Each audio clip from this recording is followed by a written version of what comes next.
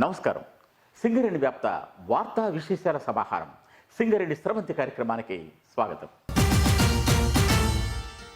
సింగరేణి సంస్థ చైర్మన్ మరియు ఎండి శ్రీ ఎన్ శ్రీధర్ అన్ని ఏరియాల జనరల్ మేనేజర్లతో నవంబర్ నెలకు సంబంధించిన ఉత్పత్తి, ఉత్పాదకత తదితర అంశాలపైన ఇటీవల వీడియో కాన్ఫరెన్స్ ద్వారా సమీక్ష సమావేశాన్ని నిర్వహించారు.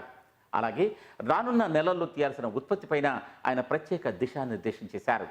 సింగరేణి సంస్థ చైర్మన్ మరియు ఎండి శ్రీ ఎన్ శ్రీధర్ అన్ని ఏరియాల జనరల్ మేనేజర్లతో వీడియో కాన్ఫరెన్స్ ద్వారా హైదరాబాద్ సింగరేణి భవన్ నుంచి ఒక ప్రత్యేక సమీక్షా సమావేశాన్ని డిసెంబర్ 4వ తేదీన నిర్వహించారు.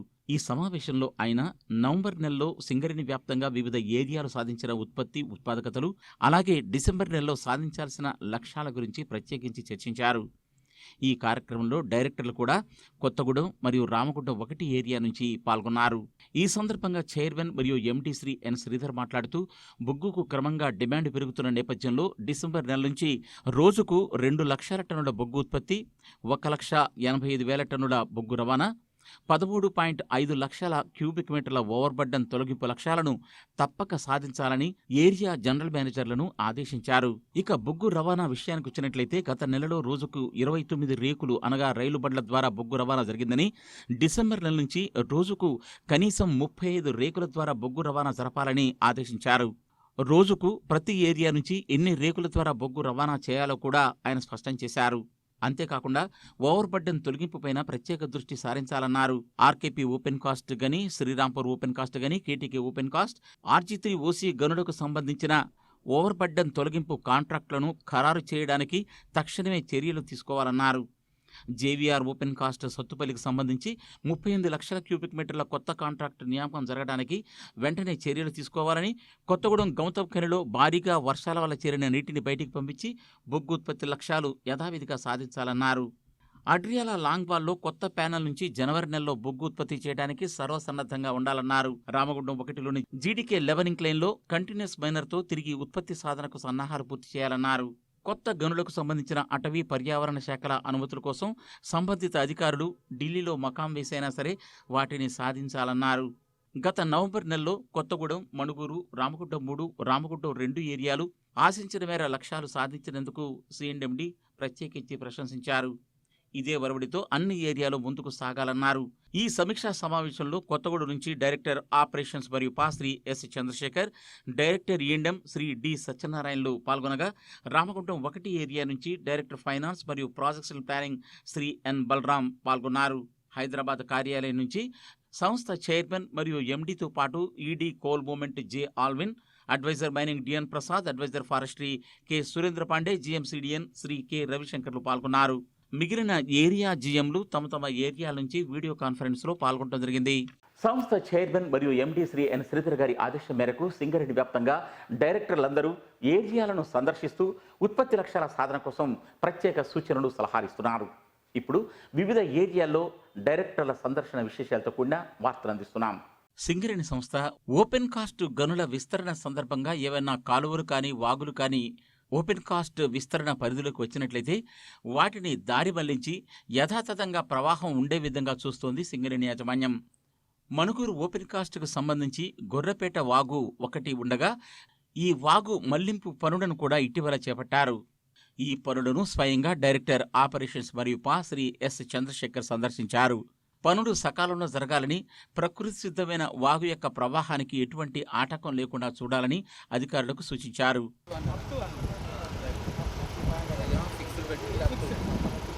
అలాగే కొండాపురం యూజీ మైన్కి సంబంధించి ఆయన అక్కడ జరుగుతున్న టన్నెల్ పనులను స్వయంగా పరిశీలించారు. టన్నెల్ నిర్మాణపు పనులు త్వరితగతిన పూర్తి చేయాలని, సకాలంలో బొగ్గు ఉత్పత్తి జరగాలని ఆదేశించారు.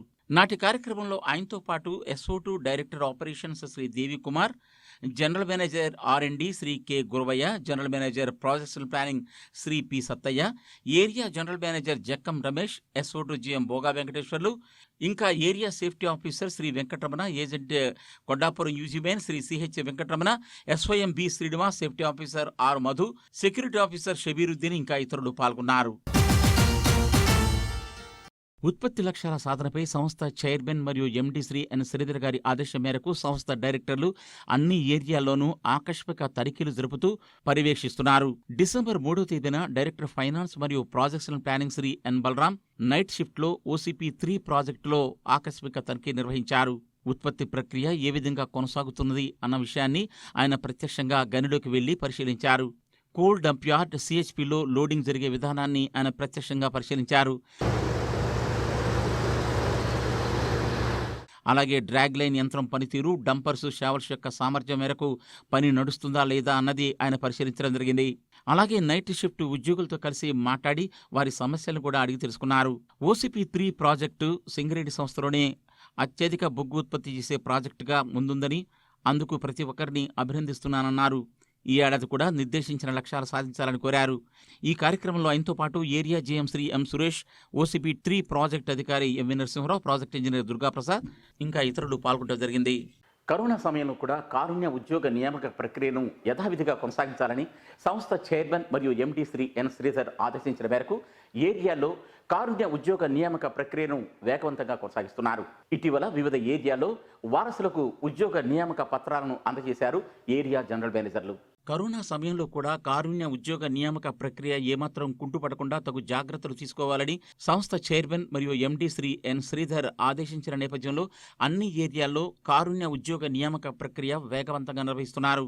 శ్రీరాంపూర్ ఏరియాలో ఇటీవల జనరల్ మేనేజర్ శ్రీ కందుకూరి లక్ష్మీనారాయణ 23 మంది వారసులకు ఉద్యోగ నియామక పత్రాలు అందజేశారు. ఈ సందర్భంగా ఆయన మాట్లాడుతూ సింగరేణిలో ఉద్యోగం దొరకడం ఎంతో సంతోషకరమైన విషయమని, దీన్ని నిలుపుకోవాలన్నారు. తల్లిదండ్రులకు సింగరేణి సంస్థకు మంచి పేరు తీసుకురావాలని ఆయన కోరారు. ఇప్పటివరకు ఏరియాలో 1697 కారుణ్య ఉద్యోగ నియామక పత్రాలు చేశామని, ఇంకా మిగిలిన వారికి కూడా సంబంధిత పత్రాలు అందిన వెంటనే నియామకపు ఉత్తర్వులు ఇవ్వడం జరుగుతుందన్నారు. ఈ కార్యక్రమంలో అధికారులు శ్రీ కుమార్, శ్రీ నూకా రమేష్, గోవిందరాజు గుప్తా, పిట్ కార్యదర్శి PV రావు, మాటేటి వెంకటరాజయ్య తదితరులు పాల్గొన్నారు. మందమరి ఏరియాలో ఇటీవల 20 మంది వారసులకు కారుణ్య ఉద్యోగ నియామక పత్రాలను అందజేశారు ఏరియా జనరల్ మేనేజర్ శ్రీ చింతల శ్రీనివాస్. ఈ సందర్భంగా ఆయన మాట్లాడుతూ ఇప్పటి వరకు 892 మంది వారసులకు కారుణ్య ఉద్యోగ నియామక పత్రాలు అందజేయడం జరిగిందన్నారు. కొత్తగా ఉద్యోగంలో చేరిన వారు పని మెలకువలు తెలుసుకుని జాగ్రత్తగా పనిచేయాలని, అభివృద్ధిలోకి రావాలని ఆకాంక్షించారు. కార్యక్రమంలో కార్మిక సంఘాల నుంచి ఎం సంపత్, అక్బర్ అలీ, ఇంకా అధికారులు వరప్రసాద్, శ్యామ్ సుందర్, సత్యపోస్ ఇంకా ఇతరులు పాల్గొన్నారు. రామగుండం 2 ఏరియాలో కూడా 14 మంది కార్మికుల వారసులకు ఉద్యోగ నియామక పత్రాలను అందజేశారు RG2 area general manager Shri M Suresh. కొత్తగా ఉద్యోగంలో చేరిన వారు తల్లిదండ్రులకు, సింగరేణి సంస్థకు మంచి పేరు తెస్తూ ముందుకు సాగాలన్నారు. రక్షణతో పనిచేస్తూ కంపెనీ ఉత్పత్తి, ఉత్పాదకతల్లో తమ ప్రతిభ చాటాలని ఆయన సూచించారు. కార్యక్రమంలో గుర్తింపు కార్మిక సంఘం నుంచి ఐలి శ్రీనివాస్, అధికారుల సంఘం నుంచి చంద్రమౌళి, ఇంకా అధికారులు ఎస్ సాంబయ్య, రాధాకృష్ణరావు, పద్మారావు, మురళీకృష్ణ, జి ప్రదీప్ కుమార్, రాజేంద్ర ప్రసాద్ తదితరులు పాల్గొన్నారు. సింగరేణి క్వాలిటీస్ కంపెనీ లిమిటెడ్ ఏటా 650 లక్షల టన్నులకు పైగా బొగ్గును ఉత్పత్తి చేస్తోంది. వివిధ గ్రేడులకు సంబంధించిన ఈ బొగ్గును వివిధ పరిశ్రమల అవసరాలకు సరఫరా చేస్తోంది. అయితే నాణ్యత ప్రమాణాల పెంపుదలకు సింగరేణి సంస్థ ఏం చేస్తోంది, అలాగే థర్డ్ పార్టీ శాంప్లింగ్ అంటే ఏమిటి మొదలైన విషయాలతో కూడిన ప్రత్యేక వార్త మీకు ఇప్పుడు అందిస్తున్నాం. సింగరేణి కాలరీస్ కంపెనీ లిమిటెడ్ వివిధ రకాల గ్రేడులకు సంబంధించిన బొగ్గును తన గనుల నుంచి ఉత్పత్తి చేస్తోంది. ఈ బొగ్గును థర్మల్ విద్యుత్ కేంద్రాల వారు, సిమెంట్, సెరమిక్స్, ఎరువులు, మందులు వంటి కర్మాగారాల వారు తమ అవసరాల కోసం వినియోగిస్తుంటారు. ఒక్కొక్క పరిశ్రమకు ఒక్కొక్క రకం గ్రేడు అవసరమై ఉంటుంది. మరి ఈ గ్రేడులను ఏ విధంగా నిర్ధారిస్తారు? ఉత్పత్తి అవుతున్న బొగ్గు ఏ గ్రేడుకు సంబంధించింది అనే విషయం నిర్ధారించడం కోసం కంపెనీ 2 రకాల కోల్ శాంప్లింగ్ పద్ధతుల్ని అవలంబిస్తోంది. గని లోపల నిత్యం కోర్ సేకరించి మొబైల్ శాంప్లింగ్ యూనిట్ల ద్వారా అది ఏ గ్రేడుకు సంబంధించిన బొగ్గు అనేది నిర్ధారించడం ఒక పద్ధతి కాగా, CHPలలో బొగ్గు లోడింగ్కు రవాణా అవుతున్న బెల్ట్ నుంచి శాంపిల్స్ సేకరించి గ్రేడును నిర్ధారించడం మరొక పద్ధతి. బొగ్గు బెల్ట్ మీద శాంప్లింగ్ సేకరించేటప్పుడు కేవలం సింగరేణి సంస్థ వారే కాకుండా బొగ్గును తీసుకుంటున్న వినియోగదారుల ప్రతినిధి, థర్డ్ పార్టీ శాంప్లింగ్ ప్రతినిధుల సమక్షంలో ఈ శాంపిల్ని సేకరిస్తారు. ఈ శాంపిల్ అనేది ఒక రేకు అనగా రైలు బండి లోడింగ్ సమయంలో కనీసం 5 సార్లు ర్యాండమ్గా సేకరిస్తారు. ఈ విధంగా సేకరించిన శాంపిల్స్ని ఎనాలిటికల్ ల్యాబ్కు సంబంధించిన మిల్లులో చూర్ణంగా చేస్తారు.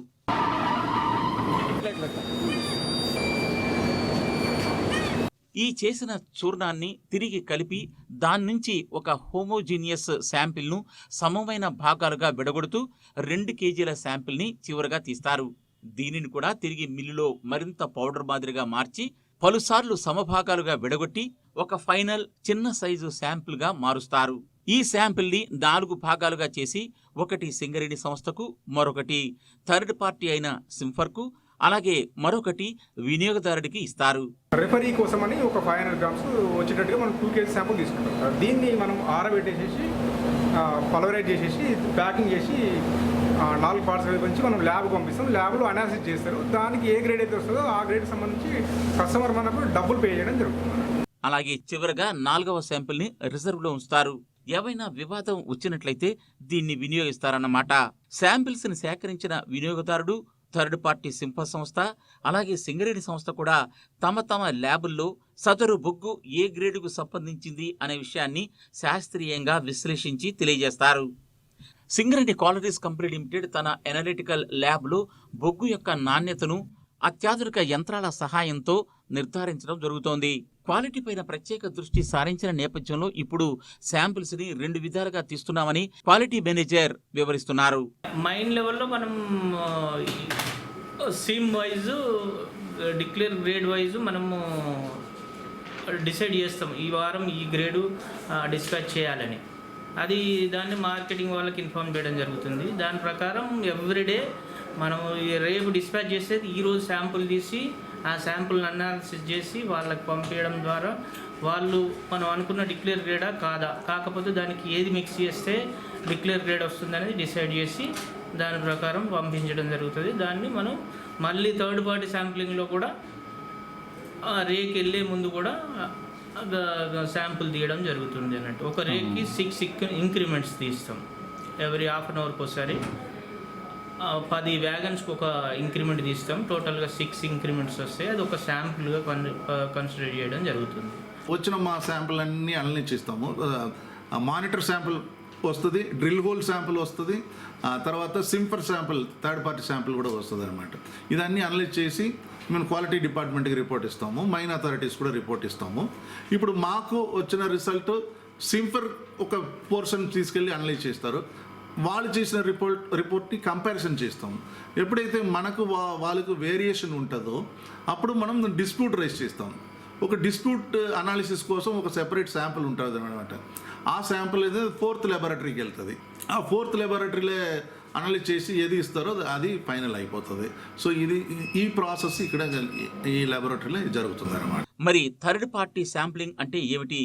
దీనిపై జనరల్ మేనేజర్ కోఆర్డినేషన్ మరియు general manager marketing Shri K Ravishankar వివరిస్తూ ఇలా అన్నారు. 2009 నుంచి మనకు నేషనల్ కోల్ డిస్ట్రిబ్యూషన్ పాలసీ వచ్చిన తర్వాత మనకు జాయింట్ శాంప్లింగ్ పద్ధతి అనేది ఉంది.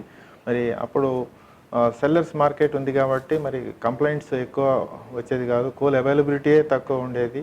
కాబట్టి సంహౌ మనకి కోల్ డిమాండ్ ఎక్కువ ఉండటం వల్ల మనకి ఇబ్బంది లేకుండా ఉంది. కానీ 2016లో థర్డ్ పార్టీ శాంప్లింగ్ అనేది ఇంట్రడ్యూస్ చేయడం జరిగింది. మనకి ఫస్ట్ టైము ఎన్టీపీసీతోని థర్డ్ పార్టీ శాంప్లింగ్ అరేంజ్ చేశాము. తర్వాత 2017లో ఆల్ పవర్ కస్టమర్స్తోని థర్డ్ పార్టీ శాంప్లింగ్ మనం అరేంజ్ చేసుకున్నాము.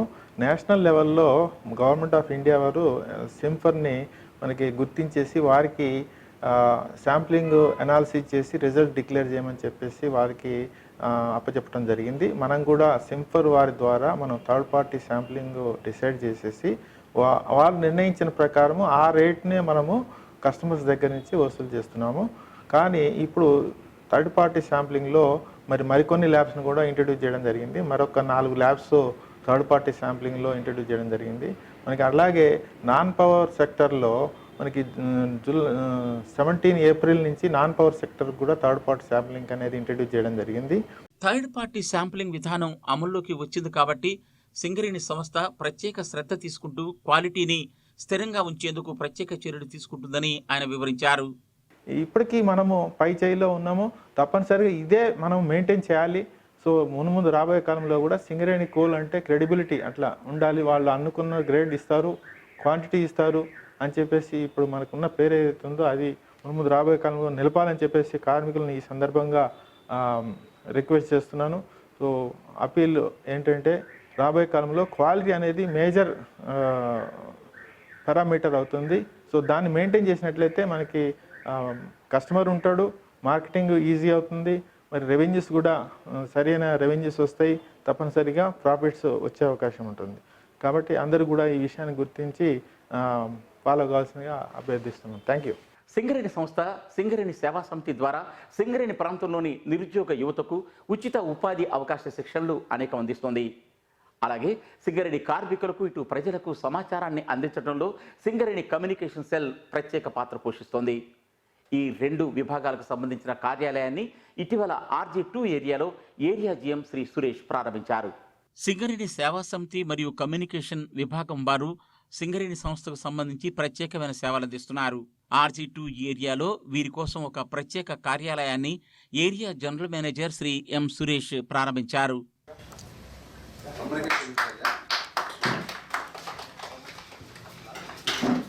కంపెనీ చేపడుతున్న సంక్షేమ కార్యక్రమాలు మరియు ప్రతిష్టను నలుదిశలా తెలియపరుస్తున్న కమ్యూనికేషన్ సెల్, అలాగే వివిధ రకాల వృత్తి కోర్సులు అందజేస్తున్న సేవా సమితి వారికి వారి సామగ్రి మరియు ఇతర వస్తువుల్ని భద్రపరచుకోవడం మరియు కార్యాలయ నిర్వహణ కోసం ఒక ప్రత్యేక గదిని నిర్మించామన్నారు. ఈ గదిని ప్రారంభించడం సంతోషంగా ఉందని ఆయన తెలియజేశారు.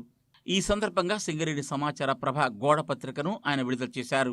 ఈ కార్యక్రమంలో తెలంగాణ బొగ్గు గని కార్మిక సంఘం ఉపాధ్యక్షులు ఐరిస్ శ్రీనివాస్తో పాటు అధికారులు yes Sambaiah, Chandramouli, Venugopal, Padmarao, doctor Ramesh Babu, Shri Ramakrishna, Muralikrishna, G Pradeep Kumar, అలాగే రాజేంద్ర ప్రసాద్ తదితరులు పాల్గొనడం జరిగింది. రామగుండం 2 ఏరియాలో ఓపెన్ కాస్ట్ గని విస్తరణలో భాగంగా అక్కడ ఉన్న సైట్ ఆఫీసును తరలించాల్సి వచ్చింది. అయితే పెద్ద ఖర్చు లేకుండానే ఇప్పటికే ఉన్న భవనాలను ఆధునీకరించి వాటిలో సైట్ ఆఫీసుని ఏర్పాటు చేయడం జరిగింది. ఈ కార్యక్రమంలో ఏరియా GM శ్రీ సురేష్ పాల్గొన్నారు. రామగుండం 2 ఏరియాలో OCP3ని విస్తరిస్తున్నారు. ఈ నేపథ్యంలో అక్కడ ఉన్న ఓల్డ్ సైట్ ఆఫీసు ప్రాంతాన్ని కూడా డంప్ యార్డ్గా మార్చనున్నారు. కాబట్టి పాత MVTCలోకి సైట్ ఆఫీసుని మార్చడం జరిగింది. కృషి భవన్, GM కార్యాలయం కూడా పక్కనే ఉండటం వల్ల ఇది ఉద్యోగులకు ఎంతో సౌలభ్యంగా ఉంటుంది. ఈ కొత్త కార్యాలయాన్ని area general manager Shri M Suresh ప్రారంభించారు.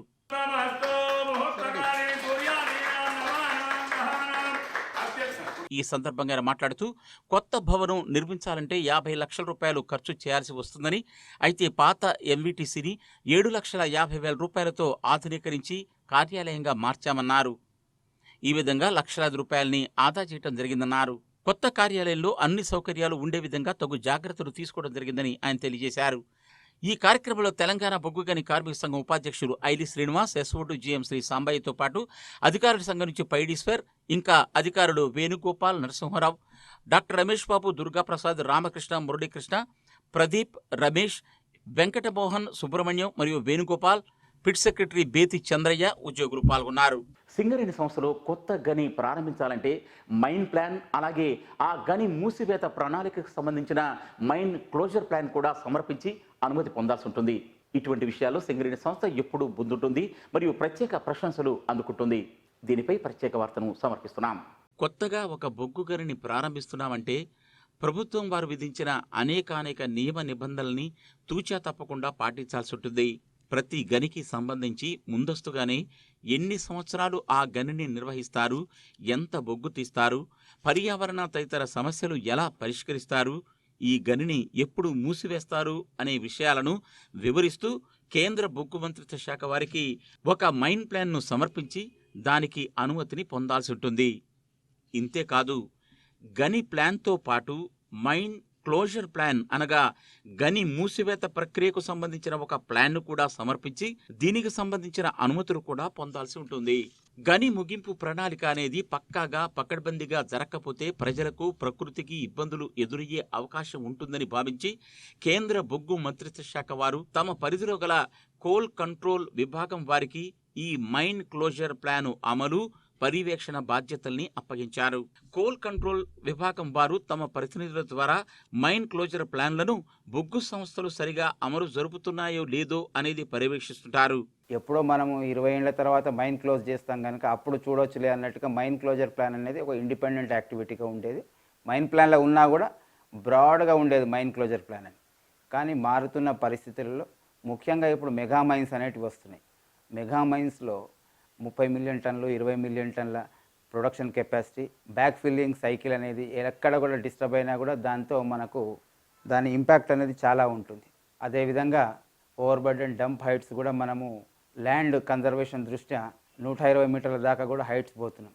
సో వీటిలో డంప్ కొలాప్సెస్ కానీ, సీక్వెన్స్ ఆఫ్ వాయిడ్స్ ఫిల్లింగ్ కానీ ఇవన్నిటిని దృష్టిలో ఉంచుకొని time to time mine closure ప్లాన్లు కూడా ప్యారలల్గా ఎలా చేయాలి వితౌట్ వెయిటింగ్ ఫర్ 25 ఇయర్స్ అన్నట్టుగా ఈ మైన్ క్లోజర్ ప్లాన్లు కూడా మైన్ ప్లాన్లో ఒక మేజర్ పార్ట్ కింద తీసుకొచ్చారు.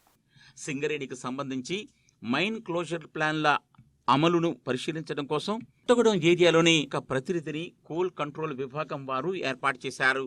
ఇక్కడ గమనించాల్సిన విషయం ఏంటంటే మైన్ క్లోజర్ ప్లాన్ అమలు చేసే బాధ్యత, దాని ఖర్చులు అన్నీ కూడా బొగ్గు తీసే కంపెనీ అనగా మన విషయానికి వస్తే సింగరేణి కాలరీస్ కంపెనీ లిమిటెడే భరించాల్సి ఉంటుంది. మైన్ క్లోజర్ ప్లాన్కు కూడా అనుమతి లభిస్తేనే ఒక బొగ్గు గని ప్రారంభమవుతుంది. మరి మైన్ క్లోజర్ ప్లాన్ అంటే ఏంటి? సాధారణంగా ప్రతి గని 20 నుంచి 30 సంవత్సరాల కాలం పాటు బొగ్గును ఉత్పత్తి చేస్తుంటాయి. భూగర్భ గనుల్లో ఒక పక్క బొగ్గు ఉత్పత్తి జరుగుతూ పోతుండగా బొగ్గు ఖాళీ అయిన ప్రాంతాల్లో ఇసుక లేదా ఫ్లై యాష్తో నింపి మూసివేసే ప్రణాళికను కూడా అమలు చేస్తుంటారు. అలాగే ఓపెన్ కాస్ట్ గనుల విషయానికొస్తే బొగ్గు తవ్వితీసిన ప్రాంతాలను తిరిగి ఓవర్ బర్డెన్తో నింపుతూ దాని మీద చెట్లను నాటుతూ అడవులుగా పెంచుతూ యథాతథ స్థితికి తెస్తూ ఉంటారు. అంటే బొగ్గు తవ్వకం ప్లాను, ముగింపు ప్లాను కూడా 5 ఏళ్ల తర్వాత సమాంతరంగానే జరుగుతూ పోతుంటాయన్నమాట. యాజమాన్యాల వారు సరిగ్గా అమలు జరపాలన్న ఉద్దేశంతో ఓపెన్ కాస్ట్ గనులకు, యూజీ గనులకు వేర్వేరుగా ఎకరాకు ఇంత చెల్లించాలి అనే నిబంధన విధించి ఆ సొమ్మును బ్యాంకులో డిపాజిట్ రూపంలో సేకరిస్తోంది కోల్ కంట్రోల్ విభాగం. ఈ మైన్ క్లోజర్ ప్లాన్కి ఏంటంటే అండర్గ్రౌండ్ మైన్ అయితే ఓవరాల్ దాని లైఫ్ మొత్తం 20 ఏళ్ళు ఉంటే 25 ఏళ్ళు ఉంటే ప్రతి హెక్టార్కు 1.5 లక్షల రూపాయలు అయ్యే విధంగా, ఓపెన్ కాస్ట్ అయితే 9 లక్షల రూపాయలు per hectare over entire life period. Plus దానికి ప్రతి సంవత్సరము మనం కట్టడము, దాంట్లో ఏదైతే ఇన్ఫ్లేషన్ ఉందో దాని ప్రకారం 5% ఇంక్రీజ్ చేయడం, అది మైనర్ చేంజెస్. బట్ ఓవరాల్గా ఏంటంటే the concept is only mining company, the polluter should pay అన్న principle. Only the person who makes business with the mineral and closing plans కూడా వాళ్లే చేయాలన్న ఉద్దేశంగా. ప్లస్ ఈ డబ్బులు కూడా ఒకేసారి ఖర్చు పెట్టాలంటే ఎండింగ్లో ఒకేసారి అన్ని ఫండ్స్ ఉండకపోవచ్చు. సో దాన్ని over a period of time spread over చేస్తే దాని ఇంపాక్ట్ అనేది ఉండదు, రెడీలీ ఫండ్స్ అవైలబుల్ ఉంటాయన్న ఉద్దేశంగా ఇది అనేది పెట్టారు. ఈ ప్రకారంగా సింగరేణి సంస్థ గత కొన్నేళ్లుగా ప్రతి సంవత్సరం మైనింగ్ ప్లాన్ తో చెప్పబడిన విధంగా డబ్బుల్ని జమ చేస్తూ వస్తోంది. ఈ డబ్బును ప్రతి 5 సంవత్సరాలకోసారి ప్రోగ్రెసివ్ మైన్ క్లోజర్ ప్లాన్ల కోసం థర్డ్ పార్టీ చేత తనిఖీ చేయించి ఆ రిపోర్టు ఆధారంగా బ్యాంకులో జమ చేసిన మొత్తంలో 50% సొమ్మును కోల్ కంట్రోల్ విభాగం వారు తిరిగి చెల్లిస్తున్నారు. ఈ విధంగా సింగరేణి సంస్థలో ఇప్పటి వరకు 15 గనులకు సంబంధించి మైన్ క్లోజర్ ప్లాన్ అమలవుతోంది. వీటిలో 5 ఓపెన్ కాస్ట్ గనులు, 12 భూగర్భ గనులు ఉన్నాయి. ఈ గనులకు సంబంధించి మొత్తం 228 కోట్ల రూపాయలు ఇస్క్రోలో జమ చేయడం జరిగింది. ఇందులో 50% అంటే 114 కోట్ల రూపాయలు సింగరేణికి రీఎంబర్స్మెంట్ వచ్చే అవకాశం ఉంది. మన సింగరేణి కాలేజ్ సంస్థ తరఫున సింగరేణి కాలేజ్లో స్టాచ్యూట్ ప్రకారం, లా ప్రకారం ఏ చర్యలు తీసుకోవాలో ఆ చర్యలన్నీ కూడా తగు విధంగా తీసుకుంటున్నారు. ఇవన్నీ కూడా తీసుకున్న దాన్ని కూడా రికమెండ్ చేసేసి దాన్ని థర్డ్ పార్టీ వెరిఫికేషన్ కరెక్ట్గా ఉన్నదని చెప్పి సర్టిఫికేషన్కి పంపిస్తున్నాము. ఆ సర్టిఫికేషన్ అయిన తర్వాత వాళ్ళ ఒక మీటింగ్ అవుతుంది. ఆ మీటింగ్లో ఈ అమౌంట్ అనేది రిలీజింగ్ అనేది డిపెండ్ అవుతుంది. ఇది ప్రస్తుతం మనకు ఇది ఫస్ట్ టైం సింగరేణి కాలేజ్లో. ఇప్పటి వరకు చూస్తే 57 కోట్ల రూపాయలని రీంబర్స్ చేశారు. ప్రస్తుతం కోల్ కంట్రోల్ ఆర్గనైజేషన్ కోల్కతా వారి ఆధ్వర్యంలో 17 గనుల్లో తనిఖీలు జరుగుతున్నాయి. ఈ తనిఖీల తర్వాత మిగతా 57 కోట్ల రూపాయల రీఎంబర్స్మెంట్ జరుగుతుందని అధికారులు తెలియజేస్తున్నారు. కనుక మైన్ ప్రారంభమే కాదు, మైన్ క్లోజర్ ప్లాన్ కూడా సింగరేణి సంస్థ పకడ్బందీగా అమలు చేస్తుంది అన్న విషయాన్ని మనం ఇప్పుడు గమనించవచ్చు. మణుగూరు ఏరియా కార్మికులు చక్కని ఉత్పత్తి లక్ష్యాలు సాధించడంతో పాటు వితరణ కార్యక్రమాల్లో కూడా ఎప్పుడూ ముందుంటూనే ఉన్నారు. ఇటీవల అన్నారం గ్రామానికి సంబంధించిన ప్రత్యూష అనారోగ్యంతో మృతి చెందగా ఆ కుటుంబానికి 10,400 రూపాయల ఆర్థిక సహాయాన్ని అందజేశారు ఎంవిటీసీలో శిక్షణ పొందుతున్న సింగరేణి ఉద్యోగులు. ఎంవిటీసీలో ఎస్ఎంపీ శిక్షణ పొందుతున్న మణుగూరు ఓసీ ఉద్యోగులు ఈ ఆర్థిక సహాయాన్ని చేశారు. ఈ కార్యక్రమంలో incharge GM Shri D Lalit Kumar, area SOT GM Shri Boga Venkateswarlu, గుర్తింపు కార్మిక సంఘం నుంచి వి ప్రభాకర్ రావు, కోటా శ్రీనివాసులు పాల్గొన్నారు. అన్నారం గ్రామానికి సంబంధించిన శ్రీ ప్రత్యూష కుటుంబంలో 2 విషాదాలు ఇటీవల చోటు చేసుకున్నాయి. ప్రత్యూష ఇటీవల మరణించగా ఆమె తండ్రి శ్రీ తండూరి నరసింహారావు అంతకుముందే అనారోగ్యంతో చనిపోయారు. ఆ కుటుంబంలో ఆమె అక్క, తమ్ముడు, తల్లి మార్తమ్మ కష్టాలు పడుతున్నారు. ఈ విషయాన్ని తెలుసుకున్న సింగరేణి కార్మికులు ఆమెకు ఈ ఆర్థిక సహాయాన్ని అందజేశారు. ఈ కార్యక్రమంలో ఎస్ఎంపీ శిక్షకులు Gopalaraju, Vijayakumar, MVTC manager K Purnachandrarao, Nageswararao, Siddiramulu, అధికారులు భాస్కర్రావు, కళ్యాణ్ రామ్, పివి సురేష్, రామశంకర్, కార్మికుల తరఫున ఎండి ఇంతియాజ్ పాషా, సాగర్, నాంపల్లి సాంబశివరావు, సేవా సమితి సభ్యులు శ్రీ నాజర్ పాషా తదితరులు పాల్గొన్నారు. ఇవి ఈ వారం సింగరేణి స్రవంతి విశేషాలు. మరిన్ని విశేషాలతో మళ్ళీ వచ్చే వారం కలుసుకుందాం. అంతవరకు సెలవు. నమస్తే.